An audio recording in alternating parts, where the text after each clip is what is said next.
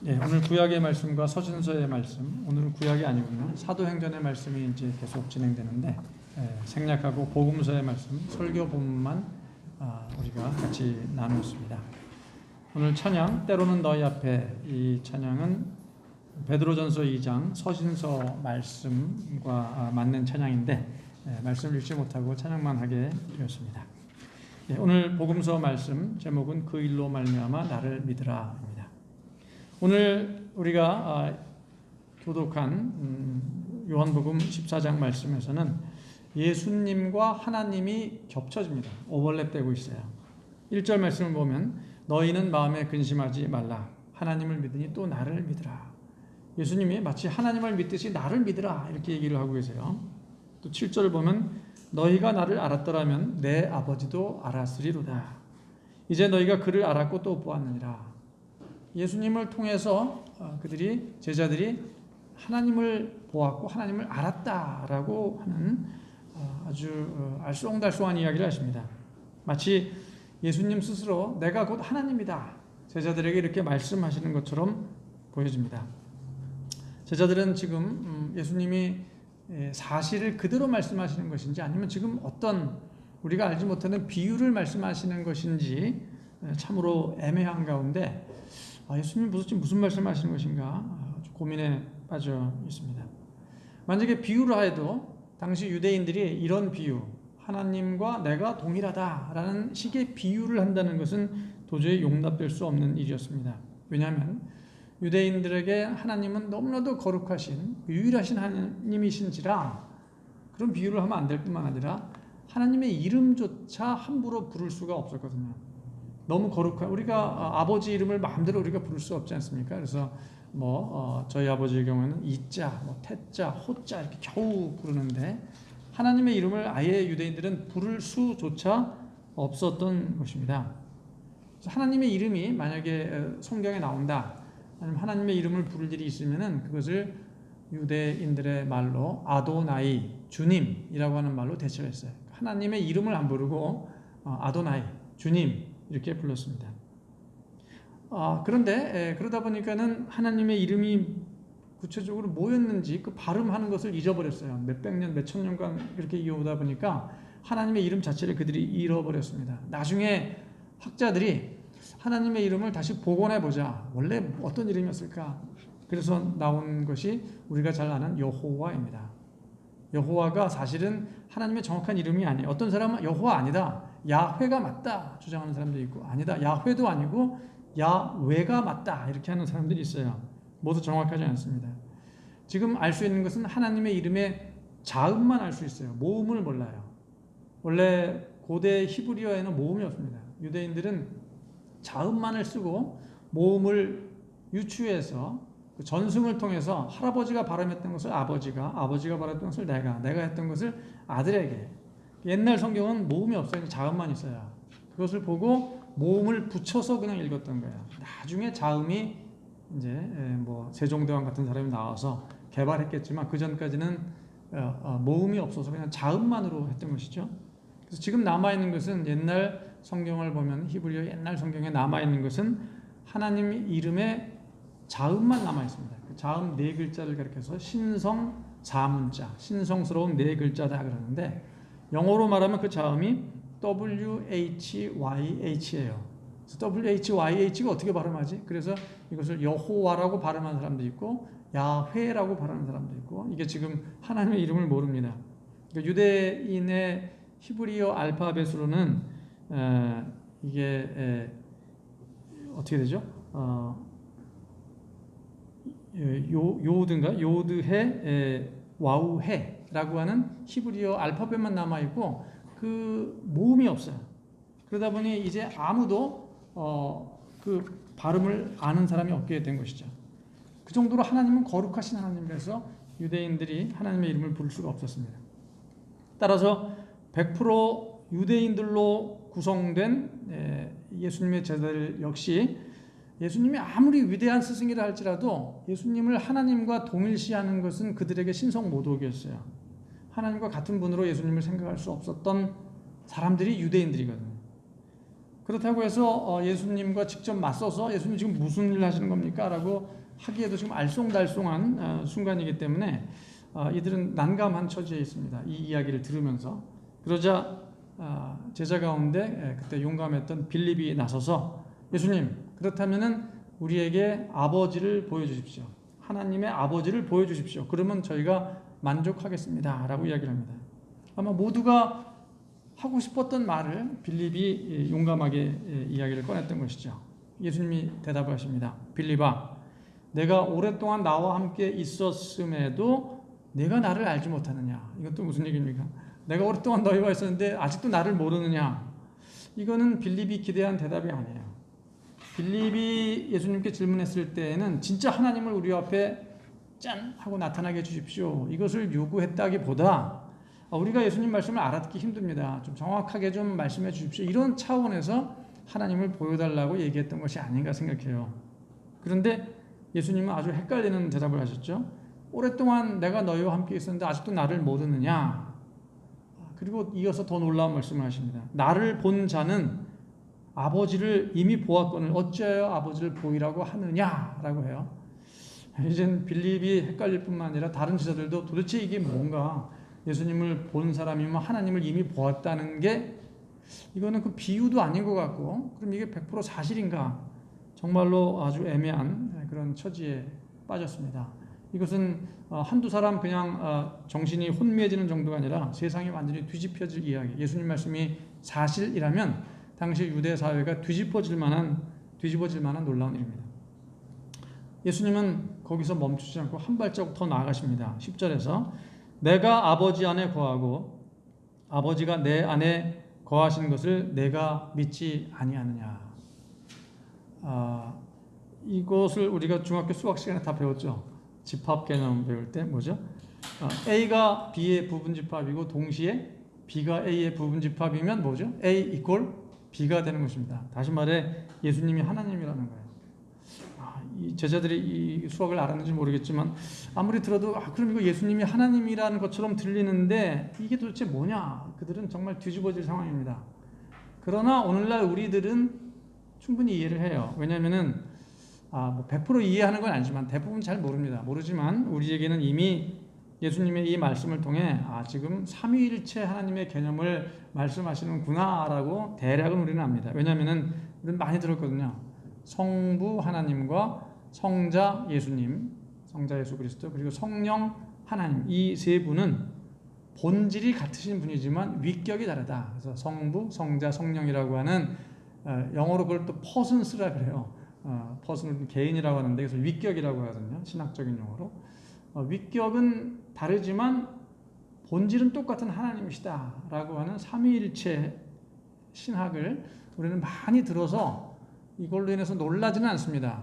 정확한 그 의미는 이해는 100% 못하지만 그래도 그런 의미구나. 하지만 지금 이 유대인들은, 예수님의 제자들은 이런 이야기를 들어보지도 못했고 알지도 못하고 아주 위험한, 때로는 이 이야기가 밖으로 나가면은 종교 재판에 걸려서 아마 죽임까지 당할 수 있는 그런 상황이거든요. 용납할 수 없는 신성 모독이었습니다. 그런데 우리가 지금 보고 있는 이 말씀은 요한복음입니다. 요한복음이 기록된 시기는 주후 한 90년경이에요. 예수님이 한 30대 초반에 중반에 십자가에 죽으시고 부활하셨다면 대략 AD 한 30년대겠죠. 90년대에 이 요한복음이 기록되었다면 예수님 이후 60년가량 지난 다음에 요한복음이 기록된 거예요.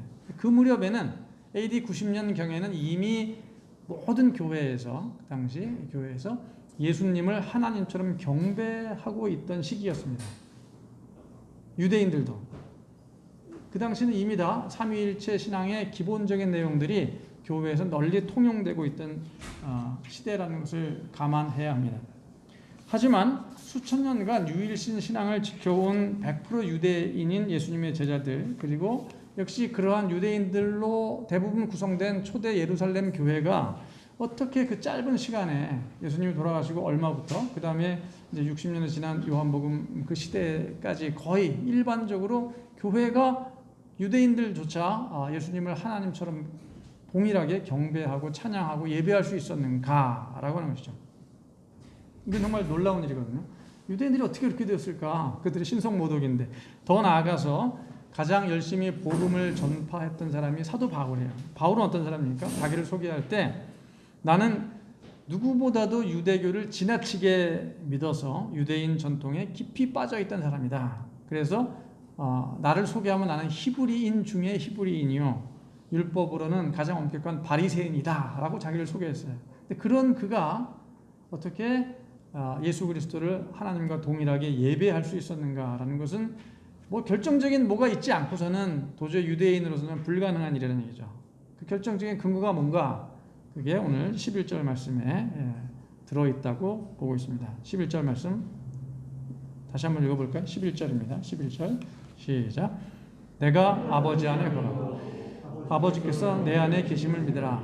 그렇지 못하겠거든 행하는 그 일로 말미암아 나를 믿으라.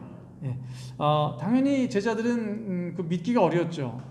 예수님과 하나님을 동일하게 보라고, 동일하게 믿으라고 믿을 수 없었습니다. 그리고 예수님이 누구보다 그것을 잘 알고 계셨어요. 그래서 내가 하나님 안에, 하나님은 내 안에 거하심을 믿지 못하겠거든. 당연히 너희들이 믿겠냐, 믿지 못하는 걸 안다는 거죠. 그러면 어떻게 합니까? 뭘 보고 믿으라?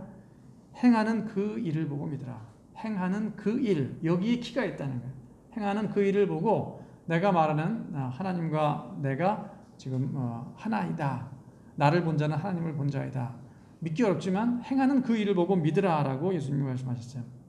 그럼 그 일이 뭔가? 그 일은 바로 앞에 10절에 이렇게 되어 있습니다. 그 일은 하나님께서 예수님 안에서 예수님을 통해서 행하신 그분의 일이에요. 그 일은 하나님의 일이에요. 근데 하나님의 일인데 하나님이 예수님을 통해서 하신 그 일이라는 거예요. 그럼 도대체 그 일은 뭘까? 하나님이 예수님 안에서 행하신 하나님의 일이 무엇일까? 요한복음이 바로 그 일을 기록하고 있습니다. 요한복음에는 7개의 그 일이 나오는데 그 일이 바로 요한복음이 말하는 하나님 나라의 표적입니다. 요한복음은 처음부터 쭉 읽어보면은 첫 번째 표적, 하나님 나라의 표적이, 하나님께서 예수 그리스도 안에서 일으키신 하나님 나라 첫 번째 표적이 가나 혼인잔치에서 물을 포도주로 만드신 일이에요. 이것을 가리켜 요한복음 첫 번째 표적이니라 이렇게 설명하고 있어요. 이어서 두 번째로 뭐 왕의 신하를 고친 일, 세 번째 쭉 나오다가 그 다음에 오병이어의 표적이 나옵니다. 하나님 나라가 이 세상에 이제 임하는 것을 보여주는 놀라운 그 기적을 오병이어의 표적이라고 나오고, 그리고 제자들이 지금 예수님과 이야기하기 얼마 전에 일어났던 놀라운 표적이 죽은 나사로가 나흘 만에 부활한 이 표적입니다. 그러니까 이런 표적이 요한복음에 7개가 나와요. 요한복음 기자가 이것이 표적이다, 표적이다, 표적이다 하는 7번 나오고 있거든요. 그것을 통해서 내 말을 믿으라는 거예요. 그러나 아직까지 경험하지 못한 진짜 놀라운 표적이 있습니다. 그 일은 이들이 이제 오늘 밤을 지나고 나면 경험하게 될 거예요. 하루 안에 경험하고 또 이제 3일 뒤에 완전히 경험하게 될 예수 그리스도의 십자가의 죽으심과 부활입니다. 그것을 보고 내 말을 믿으라라고 지금 얘기하시는 거예요. 그에 대한 암시가 오늘 말씀 2절과 3절 이렇게 앞부분에 나와 있는데요. 2절, 3절에 이렇게 되어 있습니다. 내 아버지 집에 거할 곳이 많도다. 그렇지 않으면 너에게 일렀으리라. 내가 너희를 위하여 거처를 예비하러 가노니. 이제 예수님 어디 가신다는 거예요. 오늘 말씀은 고별 설교입니다. 가기 전에 하는 고별 설교예요. 그날 밤이면 예수님이 이제 가시는 거예요. 근데 어디로 가느냐? 아버지 집으로 가세요. 아버지 집에 거할 곳이 많다. 너희를 위하여 거처를 예비하면, 그 거처가 곧 아버지 집입니다. 그 거처를 예비하면 내가 다시 와서 너희를 내게로 영접하여 나 있는 곳에 너희도 있게 하리라 하는 이 알듯 말듯한 미묘한 말씀을 예수님이 남기고 내가 어디로 간다는 거예요. 제자들은 예수님이 가리라는 것을 전혀 생각도 못했고, 지금 예루살렘이거든요. 예루살렘에서 마지막 일주일 가운데 이제 이게 목요일이에요. 세족식 다 끝나고 목요일이에요. 그럼 뭐 해야 됩니까? 이제 예수님이 왕으로 등극해서 세상을 뒤집어 놓고 우리가 세상을 이끌고 나갈 새로운 뭔가 어떤 주역이 돼야 된다. 예수님과 함께. 이게 유대 예수님의 제자들의 생각이었는데 예수님 지금 나는 어디 간다는 거예요. 예수님 가시면서 어떻게 됩니까? 근데 곧 온다는 거예요. 그래서 거처를 예비하고 온다는 거예요. 이 말씀이 뭔가? 우리는 많은 경우 이 말씀을 이해할 때 예수님이 이제 곧 천국으로 가시는구나. 그리고 천국 가서 천국을 다 준비하신 후에 나중에 재림하시겠다는 거구나. 재림해서 다시 돌아오시면 제자들 데려가고 또 뭐 우리들도 데려간다. 근데 그때가 언제인가? 우리 대부분 생각할 때 이런 잘못을 범한 것이 그때가 지구의 마지막 때라고 생각하는 거예요. 그러니까 제자들 다 죽고 나서 그리고 2000년 지나서 우리도 죽고 나서 또 몇천 년이 지날지 몰라요. 몇백 년이 지날지 몇천 년이 지날지 몰라요. 지구가 이제 끝날 때 예수님이 구름 타고 오셔서 다 데리고 그 새 집으로 간다는 것이구나 이렇게 생각하는 사람들이 많을 것 같아요. 이 생각이 기본적으로 많이 깔려 있습니다. 그런데 그런 생각 속에는 그럼 예수님이 왜 빨리 오시지 않는 것일까? 뭐 2, 3일 뒤에 3, 4일 뒤가 아니라 몇천 년, 4, 5천 년 뒤에 오신다면 이게 왜 그럴까? 예수님이 거쳐 천국을 마련하러 가셨는데 아직 그 완공이 안 되어서 그래서 미뤄지는 것이고 다 완공되면 이제 돌아오시겠다는 것이구나 이렇게 생각하는 경우들이 많습니다. 그래서 그런 이야기를 이제 많은 사람이 간증도 하고 설교도 하고 책도 냈어요. 뭐 대표적인 것이 내가 본 천국이라고 하는 미국의 펠시 콜레라고 하는 유명한 목사가 70년대 아마 이 책이 나왔을 것입니다. 그리고 그 내용을 가지고 우리나라에서 80년대, 90년대에 걸쳐서 다미 선교회의 1992년 휴거 사건도 그 책에 근거해서 나중에 나오게 된 것이지만 이렇게 되어 있어요. 그런 책들 보면은 천국이 어디 있는가? 저 태양계 밖에 있다는 거. 우주 저 멀리 천국 예수님이 가셔서 천국을 건설하시는데 아직 완공이 안 됐다는 거죠. 근데 종종 하나님의 사랑함을 입은 사람들 중에는 잠시 죽어가지고 그쪽 갔다 오는 사람이 있다는 거예요. 이 펄시콜레도 자기가 하여간 죽었는지 뭔지 모르지만 그 상황에서 자기 영혼이 빠져나가서 천국을 다녀왔다. 내가 본 천국을 이제 간증을 하는 거죠, 교회에서. 이 펄시콜레 같은 사람이 미국에만 있는 게 아니라 한국에도 많이 있어요. 그래서 저도 전도사 때 제가 있던 교회에 그런 분이 오셔가지고 내가 본 천국 막 간증을 하면은 사람들이 막 1000명씩 모여들고 막 그랬거든요. 근데 그분들 이야기가 이제 천국이 거의 다 완성이 됐대요. 우주에서 천국이 다 완성되면 예수님이 곧 오셔서 이제 예수 믿는 사람들 다 데리고 안드로메다 건너편에 있는 천국으로 가고 남아있는 사람은 어떻게 되죠? 아마겟돈 전쟁을 통해서 우주가 지구가 다 멸망 쪼개지고 그럴 때 이제 멸망을 하고 지옥에 가게 된다라고 설명을 하죠. 그렇다면 지금 예수님이 제자들 앞에서 이런 얘기를 하신 걸까요? 내가 이제 갔다가 천국 건설하고 몇천 년 뒤에 올 텐데 너희들 죽었다가 내가 오면 다시 살아나서 같이 천국 가는 거야. 이런 얘기를 하셨을까요? 지금 이 비장한 고별 설교하는 시간에.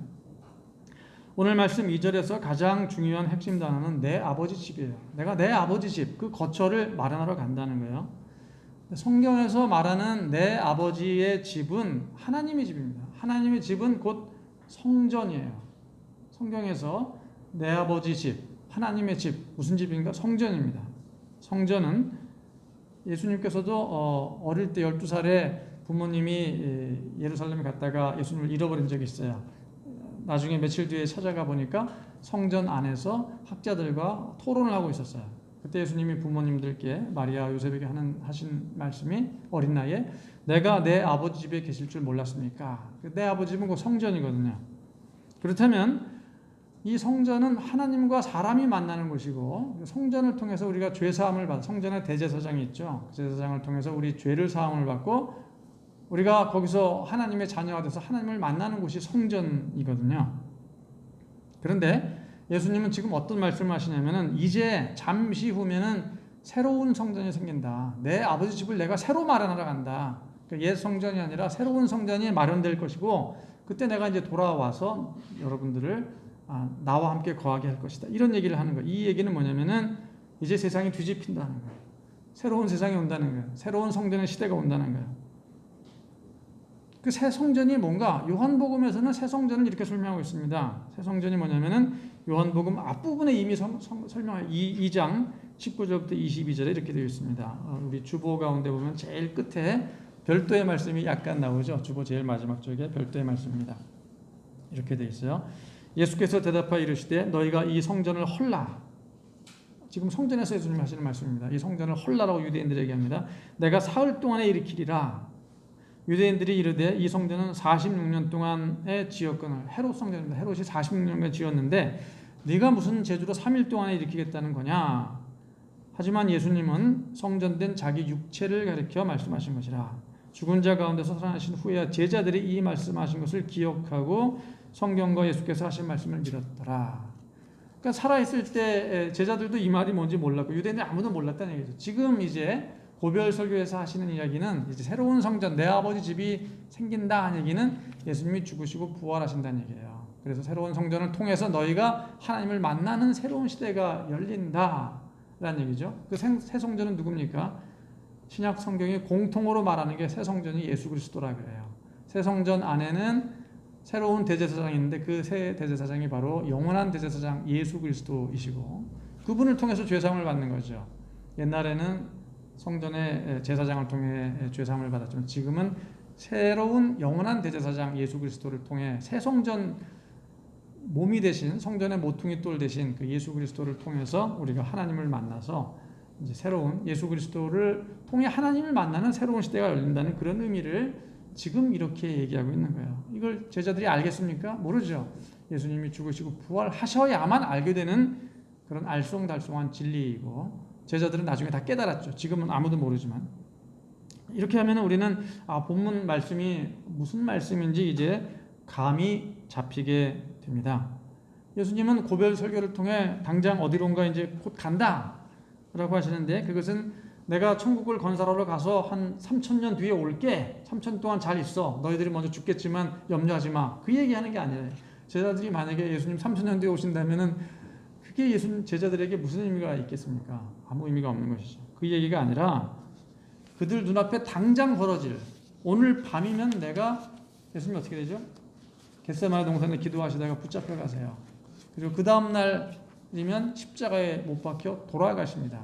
그리고 3일 뒤에 예수님이 부활하시는 세상이 뒤집어지는 일이 이제 눈앞에 제자들 긴박하게 일어나는 거예요. 제자들은 전혀 모르죠. 기대도 하고 있지 않고 있는데 그 상황을 얘기하는 거예요. 그러나 그 상황을 다 얘기해봐야 제자들 이해하지 못합니다. 실제 경험하기 전에 모르는 것이죠. 예수님 말씀은 이제 내가 십자가에 죽고 부활할 것인데 하나님과 새롭게 만나는 새로운 성전이 그렇게 해서 완성된다. 창조된다. 새롭게 창조된다. 이 일을 위해서 해야 할 일은 내가 너희들을 곁을 떠나야 하는 것이다. 십자가에 죽어야 한다는 거예요. 그리고 다시 온다. 부활한다는 얘기입니다. 그래서 부활하신 예수님을 통해서 새로운 성전 안에 들어가는 것을 얘기하고 그 이후에는 이제 요한복음 15장 16장 가면 성령 얘기가 나와요.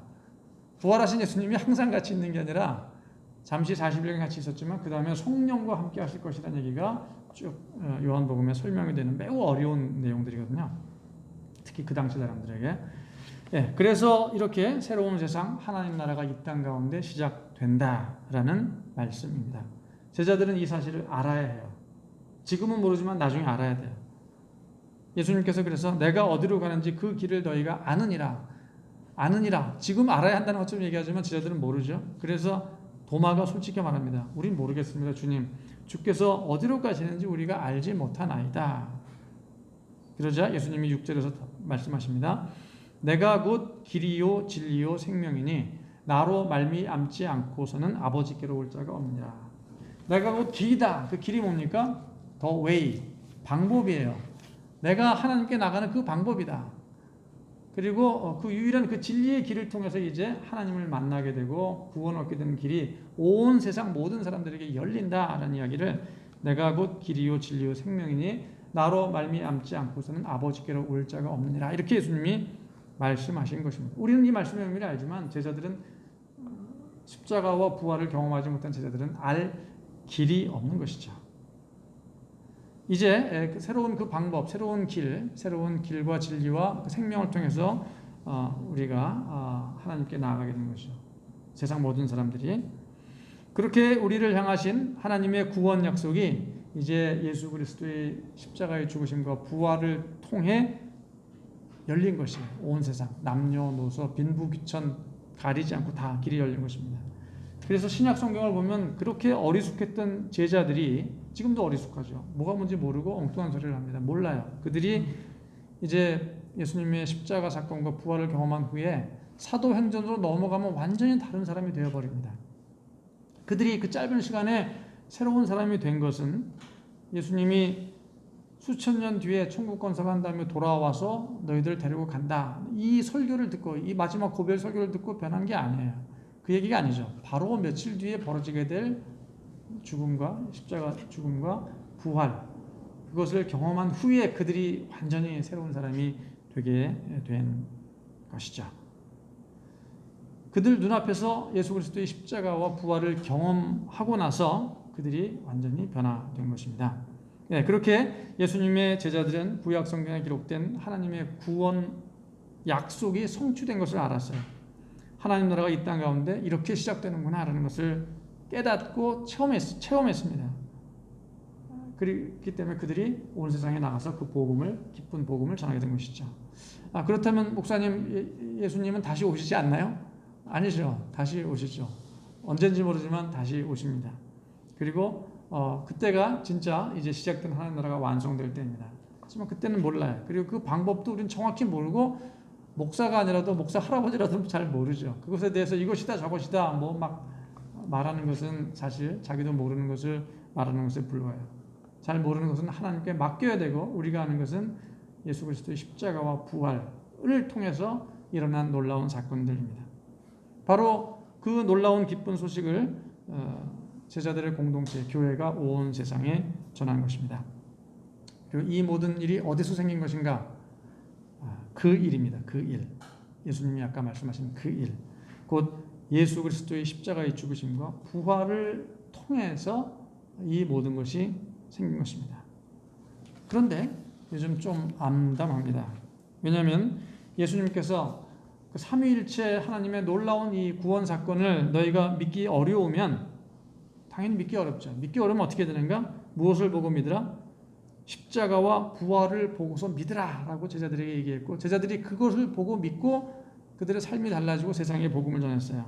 하지만 오늘날 많은 교회가 동일하게 예수님을 믿으라 라고 얘기를 해요. 세상 사람들에게 교회에서 예수님을 믿으십시오 얘기해요. 그런데 그 믿음의 근거가 어디에 있는가? 그 일에 있는 것이 아니라 여러분 예수 믿으십시오. 예수 믿으시면은 높은 권력을 얻는 사람들이 여기 다 많이 있습니다. 예수 믿고 재물을 많이 얻은 사람, 성공한 사람들 여기 있습니다. 그러한 경험들을 통해서 예수를 믿으라고 전하는 교회, 전하는 그리스도인들이 많이 있고 그것을 기대하고 오는 사람들이 있다는 것이죠. 한마디로 그 일, 십자가와 부활에 근거한 믿음이 아니라 인간의 욕망에 근거한 믿음을 전하고 그것을 기대한다는 점에서 좀 암울하고 암담하다는 것입니다. 그래서 교회 나왔다가 그런 일이 성취되지 않는 것을 보고 교회 나와도 별 수 없구나. 교회 나와도 바라는 권력과 부와 성공과 뭐 병나는 일이 이루어지지 않는구나. 그럼 뭐 있을 필요가 없지. 믿음도 금방 식어지고 사라지게 되는 것이죠. 그러므로 우리 모두 우리 삼위일체 하나님에 대한 믿음의 근거를 어디에 두어야 할까요? 바로 그 일, 하나님께서 예수 그리스도 안에서 행하신 그 일, 예수 그리스도의 십자가의 죽으심과 부활에 두는 신실한 그리스도인 그리고 진실한 우리 그 소망교회가 되기를 간절히 축원합니다. 함께